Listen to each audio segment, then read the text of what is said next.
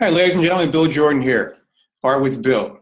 If you're a baker, a painter, a sculptor, this is the place to be. Why? Because people buy from people they know.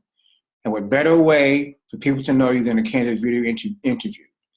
And today we have a special guest, a very interesting man, all the way from Newark. Now, I live in Newark, but he's from Newark, Ohio. His name is John Entrekin. Hi, John. How you doing today? Hello, Bill. How are you? Very good, very good. Listen, man, I like that hat you have on. What kind of hat is that? That's called a John Bull. It's actually the counterpart. It's a British hat that is actually the counterpart of what Uncle Sam's top hat is. There's a Oh, British character that started about the same time as Uncle Sam did, but he wore a hat like this instead of the taller one. And it was actually also a hat that was used in a movie with Johnny Depp, and I can't remember the name of it. oh, okay. Gee, I never knew there was such a history to hats, but you know, Yeah, don't get me started, Bill. are you a connoisseur of hats? Well, I do like hats. How many hats do you have? Well, I've really cut back. I probably only got a dozen now, but I at one point had about 30 different fedoras. Oh, wow. Okay, and what made you get all those hats? Well, this goes way back to the early 80s, I guess. I was living in New York and different parts of New York and upstate New York and the city. And it just got to be where I also like warm weather. So in the wintertime, I always had a hat on. And I ended up just starting getting a fedora, but I found a little hat store in New York. And the little old gentleman there just loved me coming in there and talking to me about hats and teaching me about them. So I couldn't leave without buying one. So I ended up with way too many hats. Wow, okay. All right, so now you mentioned that you lived in New York City, but originally you were born upstate New York, right? Way upstate, a little town called Watertown up in the snow belt. Ah, right. And then you made your way from Watertown. You got into college. You had a 2-year degree in illustration. Is that right? Correct, yes. And then I think you went into the Navy. Is that right? Well, and I graduated from college in '64, and the draft was still big then, and for the Vietnam War. And I got a job as being the first illustrator for the New York State Library System, and worked that, but got pulled to the draft in February of '65. So to avoid the going in the Army, I went in the Navy because they promised me they would send me to DC to illustrate technical manuals for the Navy. Right. That didn't work out real well. They, like everything else in the Navy, they decided I should be on a nuclear submarine in the Pacific for some reason. So that's where I ended up for the next 7 years. Well, that's curious. Like, what is it like being on a nuclear sub? Is it big as do you see them? What is it No, like? no, it's they can't really show it correctly in a movie. It would be impossible. You got 100 guys in less than 300 feet by 30 feet wide, and we were what is known as a fast attack. And we just played sort of spy guy up with the Russians up on the Russian coast and northern Bering Straits and around in there for a long time during the Cold War. Sounds very exciting.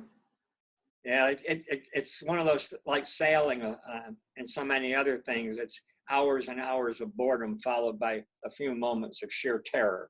Oh, so you had some terror moments? Well, yeah, there were a few. Nothing really worthy of discussion, but there's always, when you're doing something like that and you're in a military situation, there's always a few things going on that you wish weren't. And so why were you there for 7 years? Is that the normal time Well, of in enlistment? order to get the education that they said that they wanted me to have to operate a nuclear reactor and so forth, they had to send me to school for uh, about a year and a half of book training for math, physics, chemistry, and so forth, and then on into qualification and training with an actual reactor. before I was qualified to go on the actual submarine. So in order to do that, I had to ship over for an extended period of time. Oh, I mean, I was willing to do it because I knew the education would come in handy, and some of the options at the time were not really good during the Vietnam War, where I could have been a riverboat pilot in the yeah. fire, and that didn't really excite me much. I guess it was a matter of survival, right? Actually, that's exactly what it was. So now this, I never, so you had to do the physics and the math, all that stuff. That's a pretty heavy, I mean, you're a pretty smart guy, and most people can't do that. Well, I think that there's a relative term there. There are probably good friends of mine that would call me the village idiot, but I seem to take both sides of the brain seem to work pretty good at different times. I Okay. do enjoy the math and the physics and all the technical side, but I'm really more tuned to the creative side. And then now you were in the Navy, you got out, and then you got married. Is that right? Yeah, I got married and went back to school to become an art history instructor, teacher, and to paint on the side, and ended up not doing that very long. My wife and two stepchildren wanted to move to the country, New England somewhere. And because I had a nuclear power license, I was kind of in demand by nuclear power plants. So I ended up in upstate New York running a reactor up there for a couple of years. And during that period, my now ex-wife had decided it would be fun if we raised goats in the middle of nowhere. I built a cabin in the woods. Yeah. And, for about 3 or 4 years, I worked there while I built furniture and antique reproductions to make a living, and did that for about 3 years, I guess. And then it was about 1976 or so Yeah. that we moved down to Nashville, which was her hometown. And I was fortunate enough to be able to put together a portfolio because I'd been drawing and painting all those years, never really stopped, just didn't make a big play out of it as a full career. So I got a job as an art director down there with an engineering firm, and I was down there until 1980. Wow. I guess cream always rises to the top. I'd like to think so, but You in know, 1980, I decided to be a painter full time. Just I had enjoyed it all my life. It's the only thing I was ever really happy doing. So that's when I decided to drop everything else and actually learn my craft. so now, John, let me ask you this. What did it take for you to make that transition from, having a secure job, let's say, going into the unpromising world of art? Well, that's a great question, actually, and I get asked that a lot by all my art students. Uh, the key to it is that I guess I had reached the age of 35 by then. I had realized that all of the different crazy things I've done, and there were a lot of them that probably need to be just left where they are, but I was not really happy. I was not really enjoying life, and I just did some analysis and realized the only time I've ever really been happy was when I was sitting at an easel, whether it was commercial work or personal work or whatever, that really made me happy. So I thought, well, the worst thing that can happen is I've certainly tried enough different lifestyles. I'll try this one, and if it doesn't work, I'll go get a job again. Right, right. And yeah, I'm not saying it was easy. There was some pretty rough times in there. Like But what? What happened? What happened? well, it's just financially. You don't just jump off a cliff like that and automatically start selling art. I thought you guys did that. You just whip it off the top of your head. Well, there are probably a few of them that did, but old John didn't get lucky like that. No, So I ended up deciding that I wanted to start out with watercolors because I felt it was a little simpler and it was more popular. And I was moving back to New England or upstate New York, or the whole New England world. And it was very popular then to have what I call the Babbling Brooks and Barnes paintings and so forth. all right, right. So I did that and was very fortunate in being able to sell some. They were pretty good for, I mean, pretty good sales. I wasn't getting rich, but I was enjoying it. But I knew that isn't really where I wanted to go. I knew that wasn't my life So, goal. so what happened? Where Well, I went from there to deciding that I wanted to experiment with egg tempera. So for about 2 years, almost exclusively, I worked in traditional egg tempera, the same technique or style that Andrew Wyeth worked with, and earlier artists Paul Cadmus and Reginald Marsh. now, what is that egg tempera? Could you explain that for us? All right, it's really goes back to the Egyptian sarcophagi, but it was very popular before oil painting. There really, you have to have something to stick pigment to a surface. And so what happened is they found out that by mixing egg yolk, which anybody who's left egg on a plate in their sink for a couple of days knows how bad that is. Right. And it really dries hard. So mixing it with powdered dry pigments, a little bit of water, and putting it on a surface, it makes a very strong surface. Well, they found this out in the Middle Ages, and actually earlier than that, it goes way back.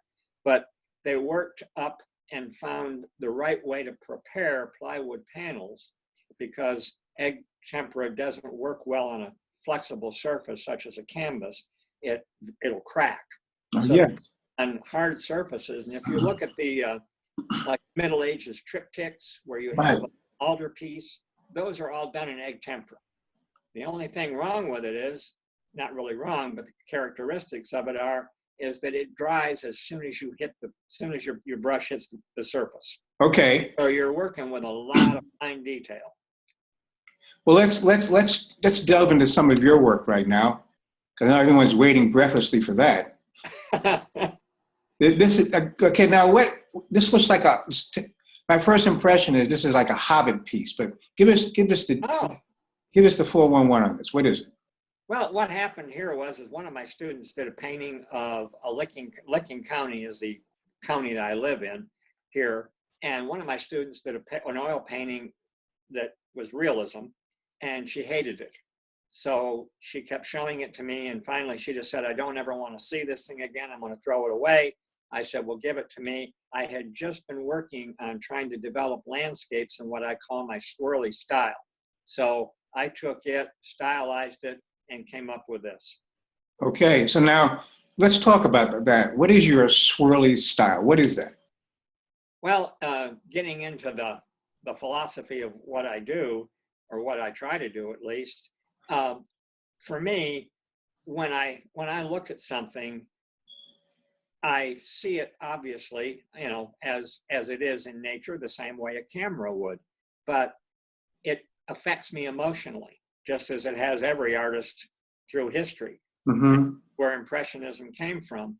But I look around into the world, and when I start seeing things, I think about how I'm reacting to them. Not so much where is that barn, how big is that tree, how dark is that mountain. It's more, how do I feel about the emotions of what's going on in my mind right then? Okay. So from there, I do sketches and I can't come up with a better word than swirly. It's just an abstract, but a couple of galleries wish I could come up with something that sounded more professional. Oh, really? Okay.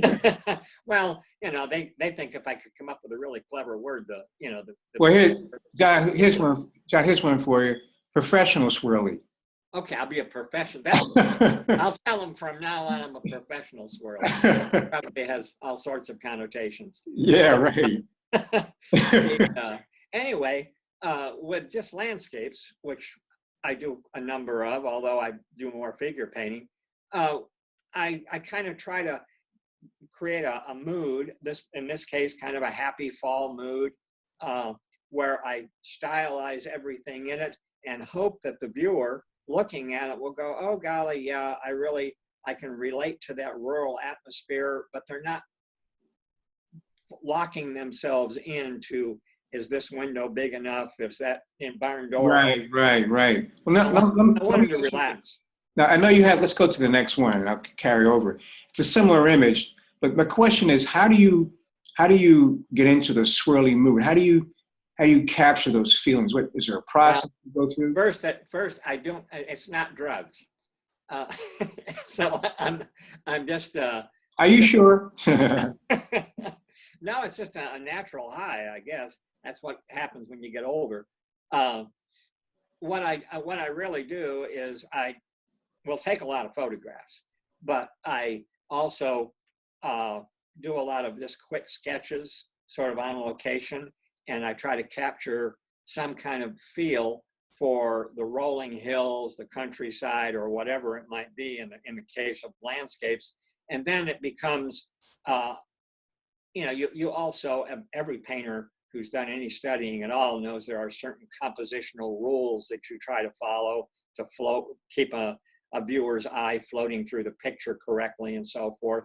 So you keep those in the back of your head, and then it becomes a matter of color. And for me, color is, I think, my most difficult. That's one of the wonderful things about having Misty here. She's very good at color. Why is color a challenge for you? I have a tendency, I think, to be, I studied a great deal of the old masters. So I think my colors, maybe it has to do with my personality, which is, anyway, I like to think I'm a happy guy, but I notice my colors have a tendency to be more deeper earth tones. Well, this piece right here seems very airy and light. Yes, it is. And this is from Northern California, actually done here, strangely in Ohio, but from images in my mind, really, of living in Northern California many years ago. Mm-hmm. And I do like this feel because that is very much the way it kind of feels in the northern coast, just up north of San Francisco. If you got a loaf of sour bread and some cheese and a jug of wine sitting on the beach. Right. Up in Northern California. Yeah, just I like that area, just north of San Francisco. So now you were saying about your colors. Now these colors appear to be vibrant. They seem to be.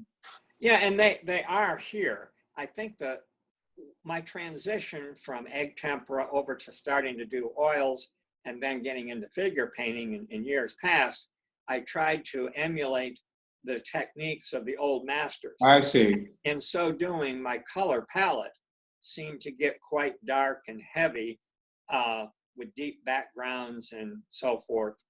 Well, look at this piece right here. It's excellent. I don't, how did you? I mean, this is not a heavy color palette. Thanks for proving me wrong, Bill. No, this one, well, this has a little story behind it, and I'll try to be quick, is that I was struggling with this painting. I had the idea, and the tones in it and the colors in it were quite dull and muted. They were all earth tones. Okay.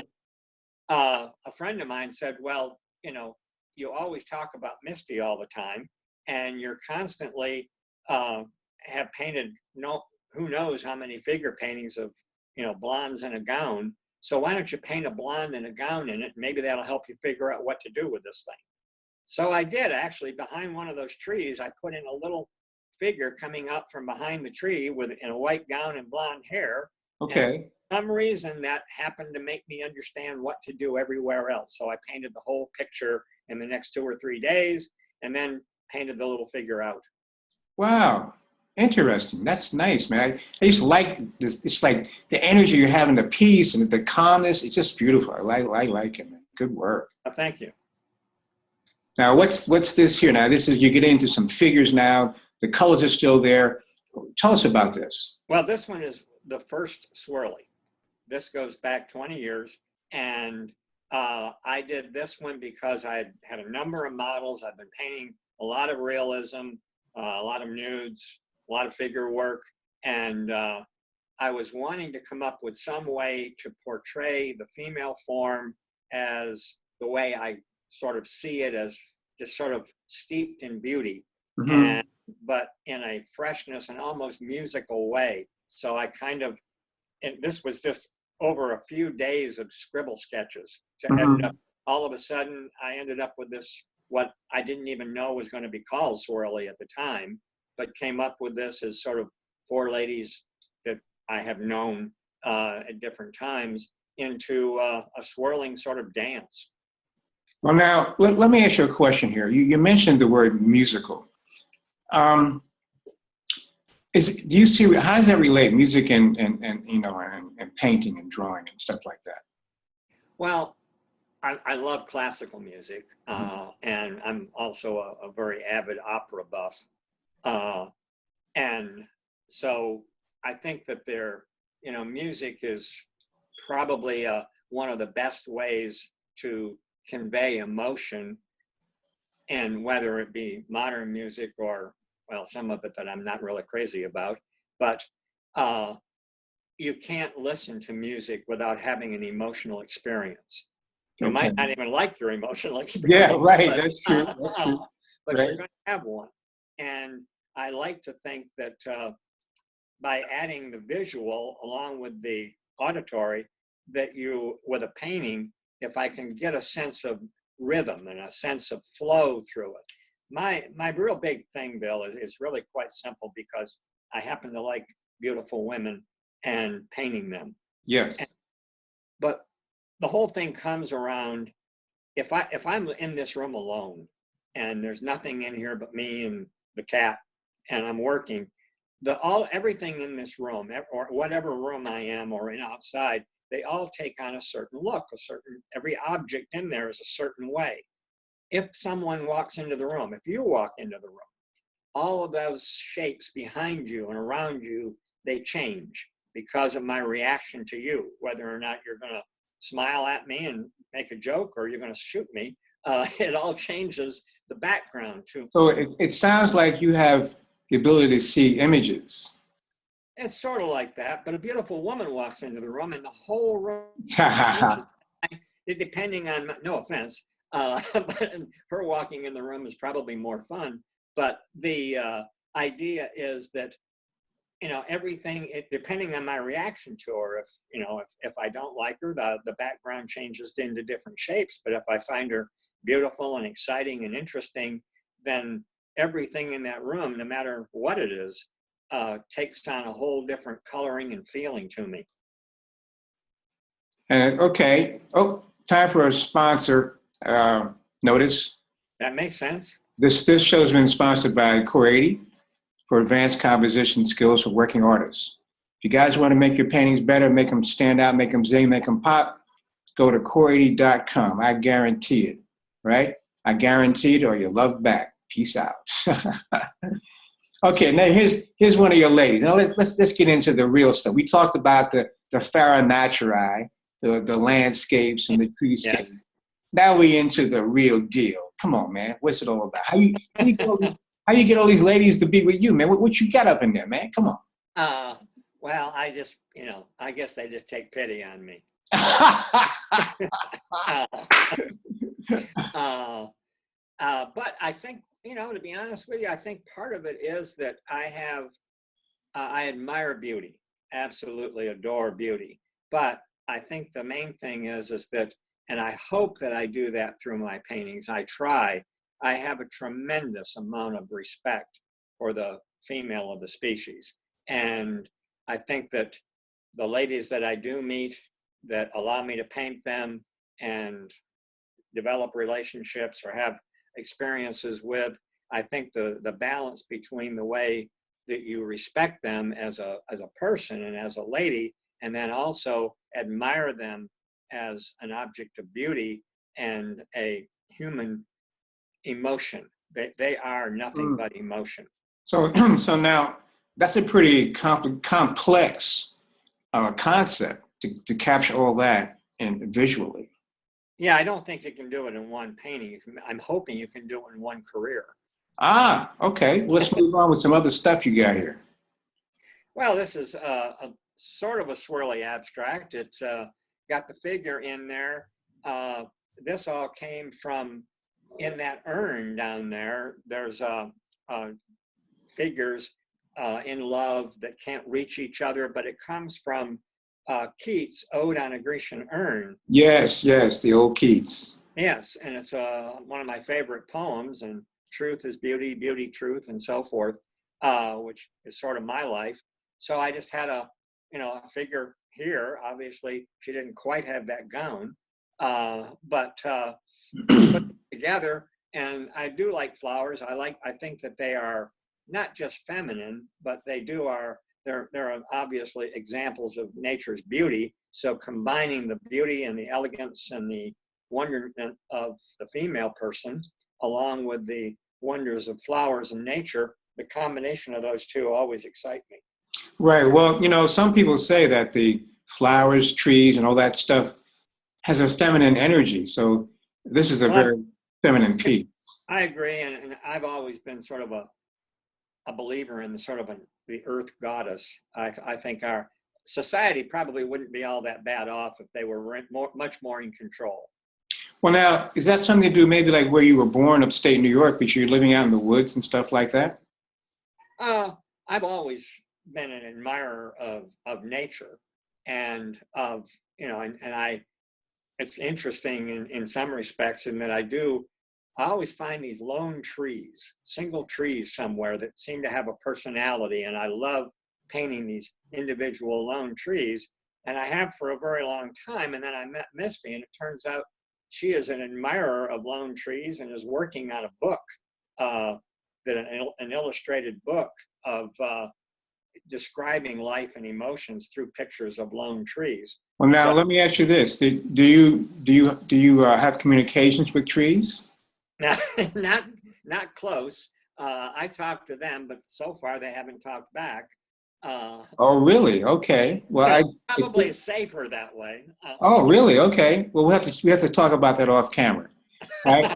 Right. Here you go. Now, this is another one of your natural feminine expressions. Yeah, this was the challenge here.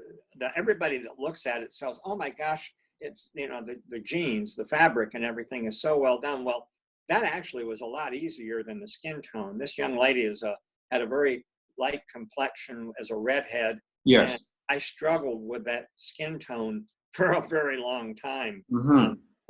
But she was a very nice lady that I've done a few paintings of. This was the first one of them. And then what's the story here? Just capturing her essence? Yeah, she wanted it. Well, she was studying to be an actress and a fashion model. She was quite tall. And so we would get into discussions, and I'd always catch her at some point sitting on a couch or modeling stand that I had. And I could catch her now and then falling off into some kind of mood when she would be discussing with me and telling me stories about an acting episode that she was working on. And oh, okay. some kind of thing like that. So the mood and everything here is more of her off by herself mentally. Now, what's the story with this lady? She's a very pensive woman as well. And she is, and she was also the one from the reclining figure sleeping. It's the same girl. Okay. Mm-hmm. Yeah, we were together for a couple of years, and a while back. This was the first painting I did of her sitting on a couch, and she was 22 at the time, had just turned 22, and was kind of trying to decide what to do with life. And so we had a lot of talks when we first met. She actually was an art student of mine, along with her father, which ended up being a little strange, but in any event, I did a number of paintings of her, and she was a really fun lady, but she could also be very melancholy and moody at times. Right, so right. Paintings got that way. And now, what about this green? Why did you showcase her in the green? In the greens? The color green. Yeah, color greens in there. Actually, what I was actually trying to do is her hair was brown, but it had a lot of red highlights. And then you can see the red of the couch around her there, the chair. Yes. Uh-huh. And I was really going very fundamental color theory and the complements of the reds versus the green, bringing both of them more dramatic by being complements. And adding with her, she did have a slight tan, so it was kind of a warm complexion. So I felt like those warms balancing against the cold of the complement of green sort of made both of them stronger. All right. This lady here seems to be somewhat distraught. She was a model that posed for me for better part of a year, and most of the paintings I did of her were nudes or near nudes that were very erotic, exotic, flowing. I mean, she was quite a vivacious lady. But at one point, she came there, and this day, that's actually from a photograph. She was telling me that she just found out the day before that she was pregnant, and was not really sure who the father was. Wow. So I used that photograph, and while I painted this over about another 2 or 3 week period, she was in the studio just telling me about life and asking me questions about what should she do with herself. Yeah, that's the benefit of having some life experience. Yeah, there's an old Chinese or Japanese, I think it is. I'm not sure if it's Japanese or Chinese story. I know it's an old, adage of, oh yeah, it's the old guy with the young girls and all of that. But there's an old story of the old man and his little grandson of 2 or 3 having to go to the temple, and they have to climb over this arched bridge in cobblestones, and they're wearing old wooden shoes. And so they really have to struggle to get over this arched bridge to the temple. And in the process of holding hands and helping each other get across, the old man imparts his knowledge to the child, and the child imparts his youthfulness to the old man. Exactly. And I kind of feel that when I'm able to be around younger people and share my life experiences, and then they, in return, share their youth with me. So now let's delve a little deeper into that. I mean, like, that's a special relationship, wouldn't you say? Oh my gosh, yes. I mean, that you asked me, how do I get all these ladies around me and so forth? I think that's, first it obviously is, the respect, but it is also that I like sharing all I've learned in life. And I've been through a lot of weird things and a lot of different kinds of life. So I like. What kind of weird things you've been through? Like what? Well, you don't want to know too much, Bill. Yeah. Let's just say I don't drink anymore. Okay. But I was a full-fledged hardcore alcoholic for a long time, whose life was pretty much devoted to the female form in another way. And so there's been a lot of women in my life, and I do have learned respect for all of them. Could I ask you a very personal question? You don't have to answer if you don't want. You can ask. Yeah. So, like, why do you have so many women in your life, and what is that about for you psychologically? I've actually gone through this many times. I grew up in a very happy family. Very happy family. My mother was a struggling artist who really failed at it and was kind of unhappy all the time. And I have no record or no recollection as a child of ever having any affection from my mother. I did from my father, but I don't even remember ever being touched by my mother. Wow. And I don't know if that has anything to do with it or not. I had a cleft palate when I was born, and I learned to draw because I was stuck at home a lot, and I loved doing it.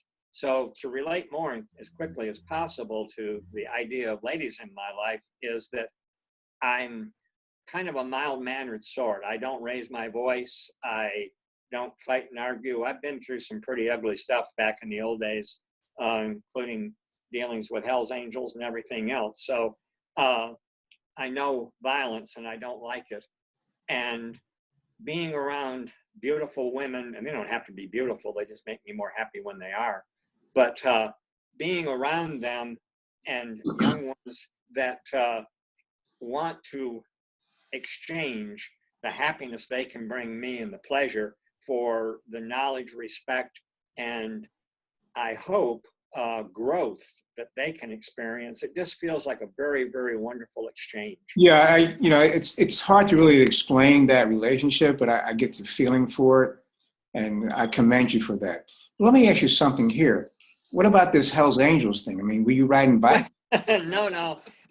Actually, I was just run-of-the-mill drunk, and I was bartending in Southern California near San Diego for quite a while, and off and on, it just was cheaper to be on that side of the bar than it was on the other. Yeah, right, right. These were not elegant bars. These were pretty rough, and so they were biker bars a lot, and so the Hells Angels were in there on a regular basis, and they were all friends. I mean, they sort of took care of me. I had to always be a little careful. I remember one day saying, I was looking at the newspaper, and a bunch of guys were in there at the bar, and they were saying, "What are you doing? What are you reading?" I said, "I'm looking to buy a car. I just looking through ads here." They go, "Oh, wait a minute. Well, you want to buy a car? What kind you want? What color you want?" They said, "How long do you need it today?" I said, no. I think I'll just say it's just you're okay as long as you don't stop you.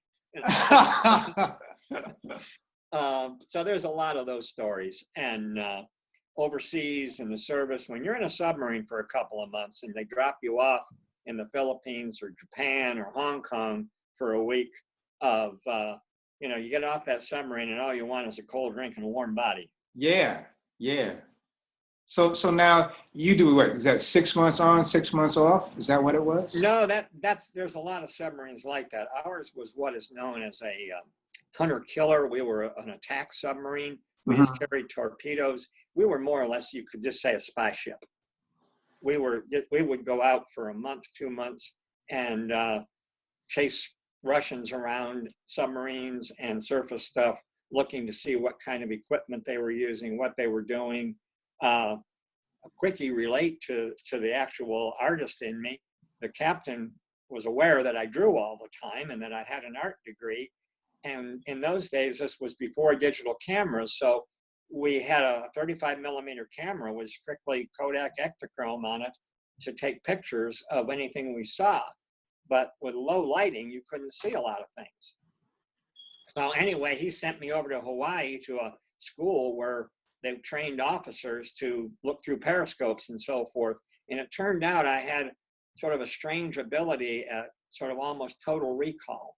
I could look through the periscope for 4 to 5 seconds and they drop it. And then I would be able to draw anything I saw. Wow, man. And I mean, it wasn't, Rembrandt, but at least it would tell you whether or not it was a destroyer or a cruiser. Yeah. And so when we got up along the Russian coast around Vladivostok and so forth, he would call me up to the control room and I'd get a few seconds to look through the periscope in bad lighting conditions at nighttime and so forth. And then I could draw everything I saw, and that went in the report. Well, this is not any top secret information you're giving out now, is it? Well, I think, the trouble is I am so old that ship has been decommissioned and the world has gone on. And I think anything that I know probably now just shows up in a Winnie the Pooh book. I mean, it's like classified information. We don't want the show to be scrubbed because classified information. No, and the way our world is right now, God only knows what would happen to us. So, so here you are. Here's the man himself at his easel, giving us that look. I'm the man look. Go ahead on. No, actually, it's kind of funny. I mean, God knows I'm not the man, but when I paint, I've had models tell me this before, that I'm kind of a happy-go-lucky, jovial sort. And but when I paint, I get this tremendously serious expression on my face. And this one I was doing mostly in a mirror. So I guess that's how it ended up. Oh, okay. All right. That's cool. What's this? You have some fruits and vegetables things. What's this? Well, this is mushrooms in the bushes. And the thing here is way back when I was doing watercolors, I read about and developed using egg yolk. This was before I was trying to get into egg tempera, but I just learning a little bit. So I mixed egg yolk with watercolors and get them on illustration board. And I still do. I like the method because it gives a certain gloss and a thickness to the regular watercolors. They don't blend anywhere near like a traditional watercolor. Oh. But they do allow you to get a certain body to the paint, and it allows a little bit more of a glossy vibrance to the final product. Are you still using this technique? Yeah, I do a few every now and then. I try to, those are stay more to the, not so much to the swirlies as much as more like this, where it's more of a Right. realism. What's this guy? Well, this is Gainsborough's Blue Boy, and it is actually Michael Jackson as. Yeah, I was gonna say, it looks like Michael. It is, and that's off to the side in the original Gainsborough there on the lower left is always been a farm, buildings and castles, and that's Neverland if you were able to look close. Oh, right. Okay. All right. And when he died, it was such a big thing that everybody was into him as the icon and so forth. And I do like my art history, so it turns out that Gainsborough painted Blue Boy of someone who was kind of a dandy. Oh, really? Okay. And actually, the story behind Blue Boy is, and I'm going to probably get part of it wrong, and I've forgotten whether it was Whistler or Reynolds or who it was. Anyway, Gainsborough was at a party, and he overheard him say, you can't paint, blue cannot be the center of a painting. It does not work as the center of a painting. So Gainsborough, being the kind of a antagonist that he was, went home and got a contract actually to paint this boy who was not in the clothing he's wearing is not the period of Gainsborough. He painted in an earlier period. And so it became very famous. Every grandmother in the world or the country had one sticking on her wall. And so I did this one as Michael Jackson because he was sort of that kind of an icon also. Right. Here's a question that I want to ask too, based on what you just said. This guy, Gainsborough, he sold the piece. Now, what's your, how do you see artists in the marketplace with respect to, selling their work? Well, I think times have changed dramatically in that in the old days, you had to go to a gallery with your portfolio and ask for an interview, and you were pretty much locked into wherever you physically were or where you could travel. And nowadays, with the with the online, with the internet, with social media, you have the ability to have your work seen. I mean, look at what we're doing today. You Right. have the ability to see have your work seen all over the world by any number of people, and even any number of galleries who may look at this video and go, well, maybe I'd like to have some of his work. And they may be in New York or San Francisco or London. And so I think as a salesperson, which I'm lousy at, and that's one of the wonderful things Misty's here for. She's more than just beautiful. She's also really good at all this stuff. Oh, cool. Yeah, I wouldn't be able to function otherwise. But the idea is that with things like Etsy, which I use to sell my work as original paintings, and then Fine Art America, where all of my prints are sold, I'm able to reach a much larger audience. I think the genres that exist now, we have a little bit of a problem in the art world, which we've always had some of, but right now there's so much money involved that an awful lot of young artists want the money as much or more than they do the actual belief and the love of the art. So they're creating work that is more shocking and more, that they're looking for something that will grab their 15-minute of fame. Oh, so now here's a question for you. What is the purpose of art? Well, I don't think it has one. I think it has many purposes, but the one main thing I think it has to do or it should do, we're all just a bunch of human beings floating around this planet, and we should be using the artwork should teach us something. Now, that doesn't mean it's an actual educational tool as much as each individual artist has their own inspiration. Mine happens to be sitting next to me, but the main thing is that you're expressing something so that the rest of the world can see the world in a different way. You're trying to increase the human condition's understanding of being human. Okay, now the image we have in front of us, how does this image comply with your statement? All right. This is actually a swirly version of another painting I did with realism, where it had a fireplace in the background. But in this case, here's a woman sitting there, and she's confronting the viewer. She's got her hand on her, chin, looking out at the viewer. She is incredibly beautiful. She's in a romantic setting, but at the same time, I like to think her expression is such that I'm a strong person and I'm willing to listen to you. I may care about you. I may like you, but I'm a very individualistic, strong person, and I have a very good brain. And I want that viewer to look at this and see, okay, here's a beautiful woman. She excites me. I'm interested in her. That's a romantic setting, but I know I better show her respect because she's obviously an intelligent creature. Now, that's in a kind of like an important topic, because I guess in the world, the woman is seen somewhat as other than on so many different levels. Yeah. I mean, we all have mothers, but then when you get older, as a guy gets older, and he's looking at a woman in a different way.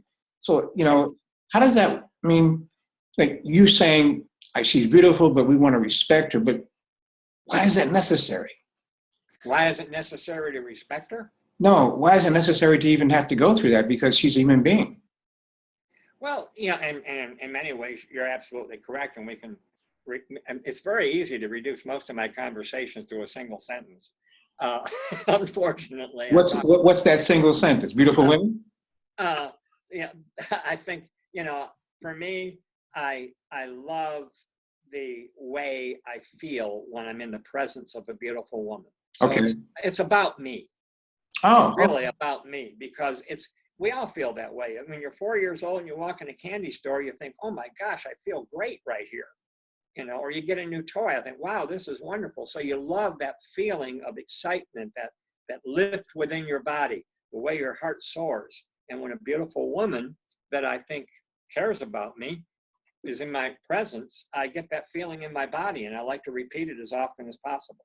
I have to apologize. I actually overlooked replacing this image, but this is the image that. Oh yes, that one. Yeah, this now.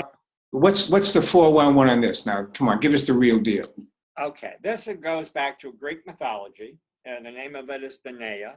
And in Greek mythology, Zeus had a nasty habit of transforming himself into other things, clouds,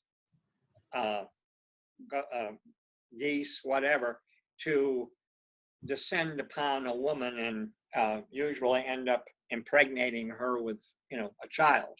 Mm-hmm. And in this one, from Greek mythology, Zeus arrived as a shower of gold. Oh. And, Rembrandt did a painting of this, and many artists have. I think probably the most famous one might be by Gustav Klimt, who did his version of Danae, and Rembrandt and a few others have. And I've done actually 2 of these. This is the first one of the 2, and more in my swirly style. And it really is the idea of a woman being alone and experiencing a tremendous amount of physical pleasure, and in this case, from a shower of gold. Right, and that's the I guess the impression I got. I didn't see the Zeus factor because the energy seems to be coming from her out. Oh wow, that's scary. I had never thought of that, but That's what I see. I say this stuff is just oozing, it's just gushing out, and well, like and that's kind of interesting. But maybe to go there, maybe it's just the idea of, if you want to take it that direction, then the female is the origin of all life and all beauty and all human. So that if you take it as something coming out of the female, then it is the idea of the female producing beauty and nature. Right. And that's what I see, because I like that. That's a first for me. Thank you. You're welcome. Your circles, your concentric circles on the blue support that energy. Yeah, good. All right. I think more of myself now. Well, now we're back into some type of like Greco-Roman day thing. What's this all about? this was, you know, obviously all realism, taking backgrounds and so forth from, you know, 18th century or 1800s and so forth with various artists. But I like this one in that my idea here was, again, is that intelligent, beautiful, but yet sort of dreaming, thoughtful lady sitting there in a red dress, red gown, and so forth. And perhaps she was dreaming of herself as this statue over on the other side that is open and free and nude and vivacious and exotic and erotic, while she herself is sitting there in a very composed, more conservative position and dress. Could that have been because of her station in life? Yeah, I would think. Well, I think that I've noticed with incredibly beautiful women that they have a difficulty because they are so beautiful that they don't want to be taken just for their beauty. So they have to sort of stay a little more reserved in many cases, and a little more controlled, because they don't want to appear to be nothing more than their looks, because they're not. They also have a wonderful brain. But yet because of that, sometimes they are forced into a situation where they have to do most of their imagining of what they could be if life were different. So I guess you're saying beauty has its curse. Yes, it is. Yes, it is. And I fortunately don't have to suffer from that. So you say, ladies, I'm on your side. Come on in here. Absolutely. Now, who's this lady here? This is one, it's called Karina.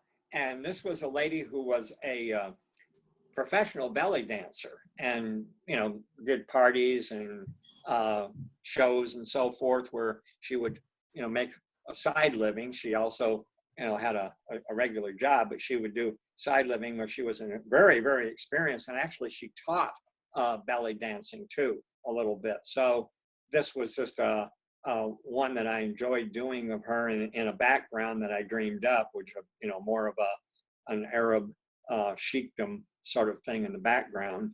But you seem to have you seem to have a Roman column there. Yeah, I've always liked painting Greek columns for some reason or other into paintings. I think for me, they just symbolize classical and the classics. Okay, cool that, man. Now here she is again, the whimsical dreaming, right? Yep, that's her. I like the idea that in here, I mean, all those flowers are made up. I've had more than one experienced gardener tell me that I had them all wrong. Didn't really care. But I just hear the fun in this one was being able to do this, not really a portrait, but just a pretty lady with, you know, longer hair than real and so forth. But it's sort of a question of, is she looking at the flowers as though she sees them as being beautiful, or is she actually creating them in her imagination? Because, you know, women can stimulate beauty and they can be beauty, but they can also, through various methods, you know, they seem to be able to also create it around them. Right. This is the whole image there. It's very circular. Yeah, top of her head. I do like that. I think that this is one where I actually found a pretty good color balance using just about the entire color wheel. Yeah. And this looks like she's some type of mythological character to me. Yeah. I mean, I hope that hair isn't going to, you know, trap somebody and strangle them. But the idea is that the lady that posed for this did have very long hair. It was quite attractive, obviously not that long, but I was very aware that when I looked at her, one of the most important factors, I mean, she was also just a very beautiful woman, but I was very attracted to that long hair. And now we're getting close to the end. We're back on the roving fields. Yeah. Oh, you know, here's a question for you. Have you ever, you know, this poet Pablo Neruda? No, I do not. I'm sorry. He wrote a book of poems called The 20 Poems of Love. And the first poem is, he writes about a woman and he compares the woman to a mountainous range like you have here. Oh, oh, wow. Well, I definitely will look it up.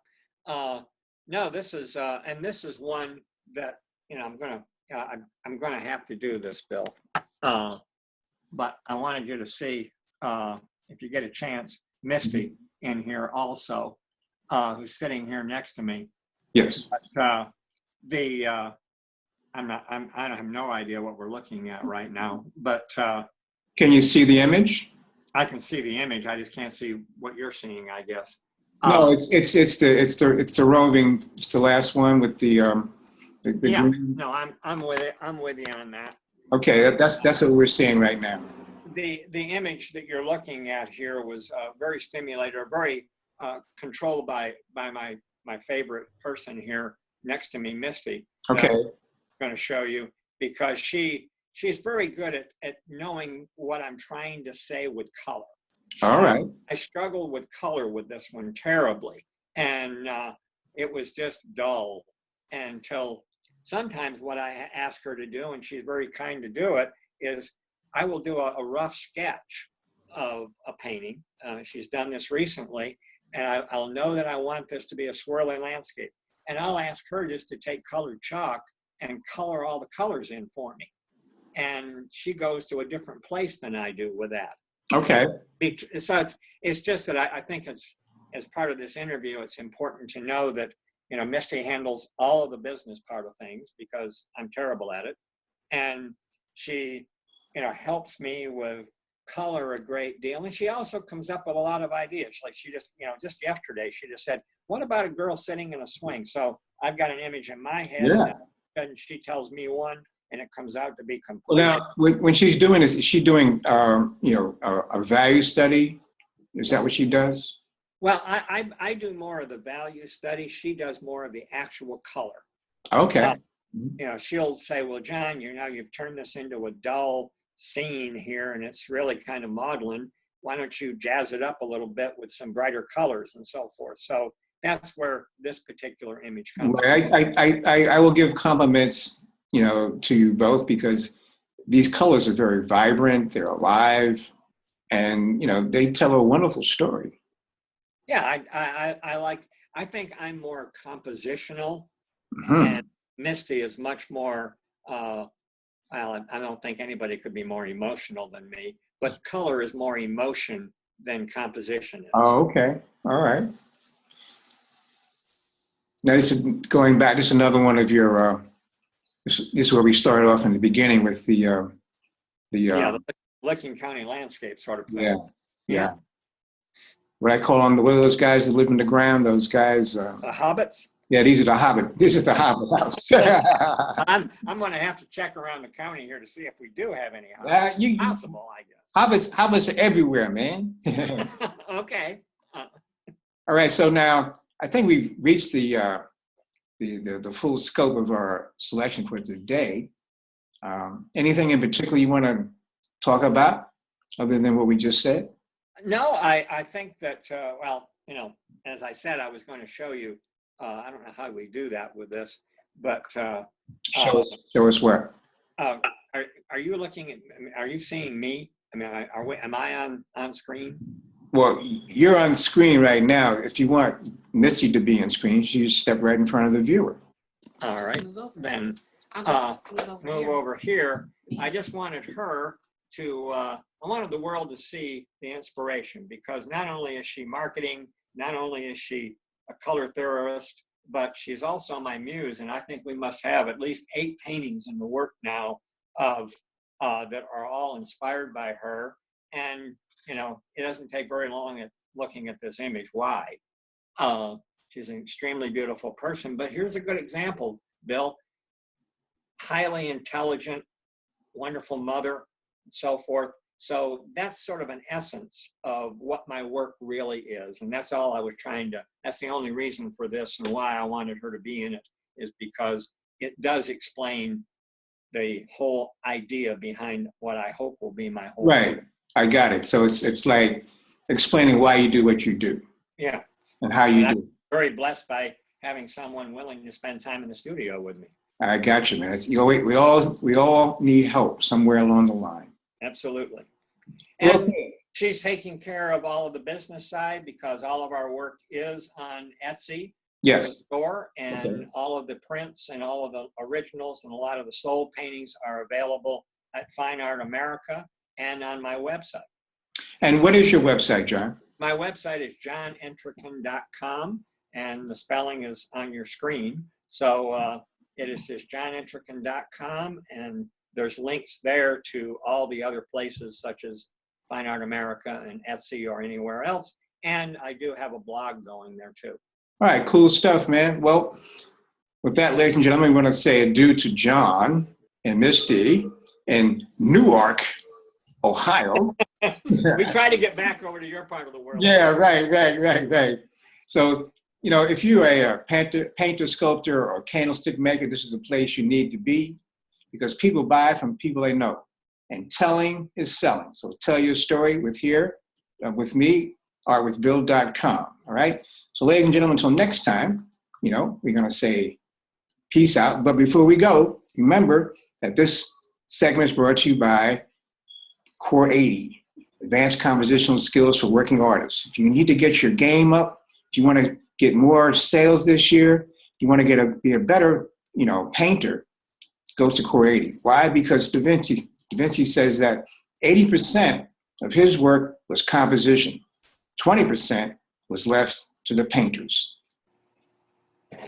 Very good, Bill. Thank you. All right.